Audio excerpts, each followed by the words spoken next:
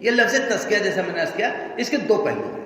پاک کرنا، اپنے آپ کو پاک کرنا، ایک پہلو اس کا ہے اعتقادی اور فکری، دوسرا پہلو ہے اخلاقی. یعنی دو پہلوؤں سے اپنے آپ کو پاک و صاف کرنا ہے. ایک اعتقادی مطلب عقیدے کے اعتبار سے ہمارے عقیدے میں کوئی کمزوری نہیں ہونی چاہیے، کوئی لے تو لال نہیں ہونی چاہیے، عقیدہ بالکل ستھرا نکھرا ہونا چاہیے.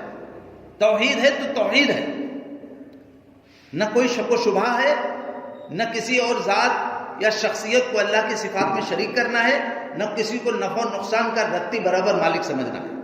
پوری طرح سے توحید ہے تو ربوبیت اس کی، الوہیت اس کی، صفات اس کی صفات میں کوئی شریک نہیں. یہاں اللہ کی حاکمیت میں بھی کوئی شریک نہیں. ساری صفات کو ایسے ہی ماننا چاہیے کہ اللہ کی جو صفات ہیں اس میں اس کا کوئی شریک نہیں ہے. یہ چیز توحید میں رتی برابر کوئی کمزوری نہیں آنی چاہیے. اور توحید تو راس العقیدہ ہے، عقیدے کی اصل بنیادی توحید ہے، تو اس میں کوئی کمی نہیں آنی چاہیے. پھر رسالت کا عقیدہ، رسالت کا عقیدہ مجرد ایک عقیدہ ہی نہیں ہے، عمل کی پوری زمین ہے اسی میں. یعنی رسول کو رسول ماننا، محمد صلی اللہ علیہ وسلم کو آخری رسول ماننا، اس طرح ماننا کہ جو کچھ کہتے ہیں اللہ کی طرف سے کہتے ہیں، ان کی اطاعت کرنا، کیونکہ ان کی اطاعت کرنا مطلب گویا اللہ کی اطاعت کرنا ہے. رسول کو آخری رسول ماننا، ان کے بعد کسی جھوٹے شیطان کی نبوت اور رسالت کو رتی برابر کوئی توجہ نہ دینا، اور رسول کے نمونے کو قیامت تک کے لیے حرف آخر سمجھنا. یہ ہے رسالت پر ایمان. گویا ایک بہت چھوٹی سی ایک آیت ہے سورہ نوح کے اندر، اللہ تعالیٰ نے گویا پورا دین اسی میں مختصراً بیان کر کے، وہ جملہ نوح علیہ السلام کا ہے. وہ کہتے ہیں ان اعبدوا اللہ واتقوہ واطیعون. دیکھو بندگی اللہ کی کرو، تقوی اللہ کا اختیار کرو، لیکن اطاعت میری کرو. یہ ہے رسول کا مقام. بندگی اللہ کے علاوہ کسی کی نہیں ہوگی، اور تقوی اللہ کا اختیار کیا جائے گا. لیکن بندگی کیسے کرو گے اللہ کی؟ جیسے میں کرتا ہوں. تقوی کیسے اختیار کرو گے اللہ کی؟ جیسے میں کر رہا ہوں. یہی بات ہے امت مسلمہ کے ساتھ جو حادثہ ہوا ہے کہ جب ہم نے تقوی اختیار کرنے کے لیے رسول کے طریقے کو ناکافی سمجھ کر یا کم سمجھ کر کے ہم نے دوسروں کے یہاں سے کچھ ادھار لینا شروع کیا، امت مسلمہ کی پوری وہ زندگی انتہائی المناک گزری. ہمارا اعتقادی موقف بہت مضبوط ہونا چاہیے، وہ توحید کا ہو یا رسالت کا یا آخرت کا.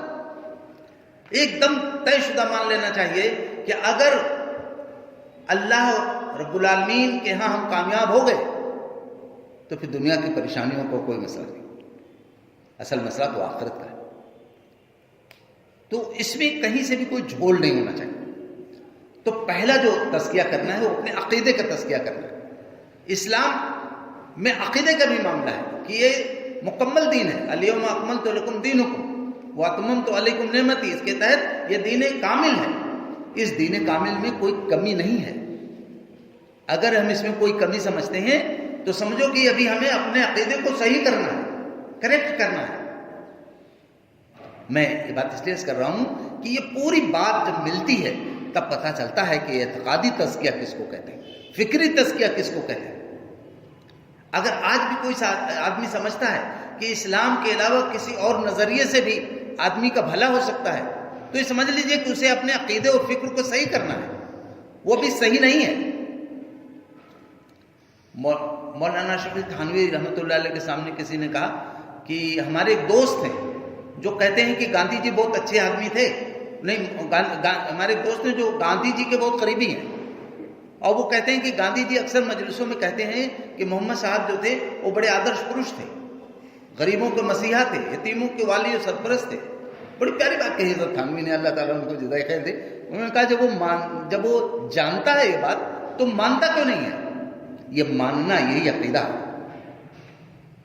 اگر یہ مان لیں ہم اور آپ سچے انداز میں، عمل کی کمزوریوں کو ہو سکتا ہے اللہ معاف کر دے، لیکن یہ جو ایمان ہے نا، یہ ایمان پختہ یقین کو کہتے ہیں جس میں کہیں سے کوئی پانی نہ مر سکے. تو ہمیں اپنے عقیدے کا تزکیہ کرنا ہے، اپنے فکر کو درست کرنا ہے. میں آپ سے کر رہا ہوں اللہ کے گھر میں پوری ذمہ داری سے. ہم جو دینی لوگ کہے جاتے ہیں نا، امت مسلمہ کے ہمارے اندر ابھی بہت ساری ضروریات باقی ہیں اعتقادی اور فکری تزکیے کی، بہت ساری ضروریات باقی. ہمیں اپنے عقیدے اور فکر کا تزکیہ کرنا چاہیے. اللہ نے فرمایا جو اپنا تزکیہ کر لے وہ کامیاب ہو گیا. تو اس میں ایک پہلو یہ ہے. اللہ کے نبی حضرت محمد صلی اللہ علیہ وسلم کی رسالت پہ ایمان کے بارے میں عرض کر دوں میں کہ صحابہ اس بات کو اپنی غیرت کے منافی سمجھتے تھے کہ کوئی ان سے رسول اللہ صلی اللہ علیہ وسلم کی کسی سنت و طریقے پر عمل کرنے سے تھوڑا اعراض برتے یا کچھ تکلف ظاہر کرے کہ یہاں کے ماحول میں سنت پہ عمل نہیں ہو تو اچھا رہے گا. اس چیز کو برداشت نہیں کر سکتے تھے. مشہور بات ہے کہ کہیں ایک علاقے میں جنگ ہو رہی تھی اور وہاں جو ہے لوگ کھانا کھا رہے تھے. اللہ کے نبی کی تعلیم میں کھانا کھاؤ تو دسترخوان بچھا لو تاکہ جو دانہ گر جائے کھانے کا اس کو اٹھا کے کھاؤ. تو جو صحابہ تھے انہوں نے اٹھا کے کھا لیا. تو وہاں مقامی جو ہمدرد لوگ تھے انہوں نے کہا ارے کیا غضب کر رہے ہیں آپ, یہاں کے جو مقامی لوگ ہیں ان کے بڑے قلاش لوگ ہیں, بڑے فاقہ کش لوگ ہیں, یہ تو زمین پہ کھانا گر گیا تو اٹھا کے کھا لیا. یہ میرے پاس الفاظ نہیں ہیں. ہم دین والے کہے جانے والے لوگوں کے اندر کتنی کمزوری آئی ہے, ہمیں شرم آتی ہے. اس صحابی نے انہوں نے جواب دیا, کہا اترک سنت حبیبی لہؤلاء الحمقاء, کیا ان احمقوں کی وجہ سے ہم اپنے حبیب کی سنت کو چھوڑ دیں گے؟